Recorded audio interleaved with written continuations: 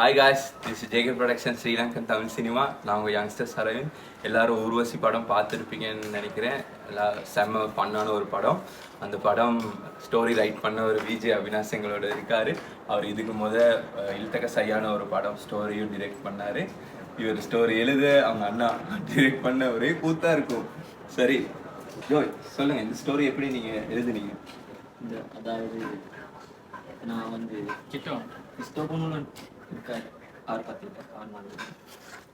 சுந்தர்சி அவர் லைட்டாக வெங்கட் பிரபு அவருடைய லைட்டாக கொஞ்சம் பார்த்து நானே யோசிச்சு அப்படின்னு நினைக்கிறேன்.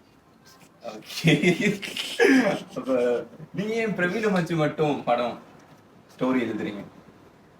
அவர் மட்டும்தான் ஜெயகர் ப்ரொடக்ஷன் அழகாக இருக்காரு சொல்லுங்க. அவர் கொஞ்சம் கலையாக இருப்பார்.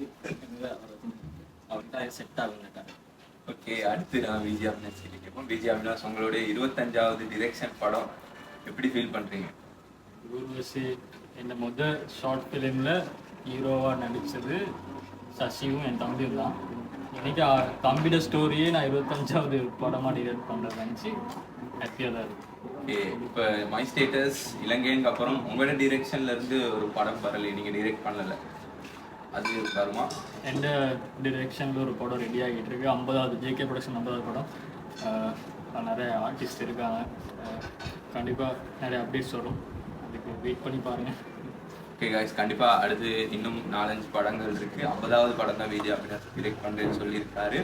ஸோ அடுத்தடுத்து வார படங்கள், ப்ரொமோஷன்ஸ், அப்டேட்ஸ் எல்லாம் பார்த்து எங்களை சப்போர்ட் பண்ணுங்கள். இது வரைக்கும் எங்களோட ஜாயின் பண்ண நினச்சி கொண்டு இருக்கிறவங்க கண்டிப்பாக FB பேஜில் ஒரு மெசேஜ் பண்ணுங்கள். கண்டிப்பாக நாங்கள் உங்களோட இணைச்சிக்கொள்வோம். ஸோ அதே மாதிரி நிறைய ஆக்டர்ஸ், சைட் ரோல்ஸ் தேவைப்படுறாங்க. கண்டிப்பாக நீங்களும் வாங்க. அடுத்த படம் அப்டேட்ஸ் கூடிய சீக்கிரம் தருவோம். ஸோ சப்ஸ்கிரைப் பண்ணாதவங்க சப்ஸ்கிரைப் பண்ணி சேனலுக்கு சப்போர்ட் பண்ணிட்டாங்க. தேங்க்யூ, பாய்.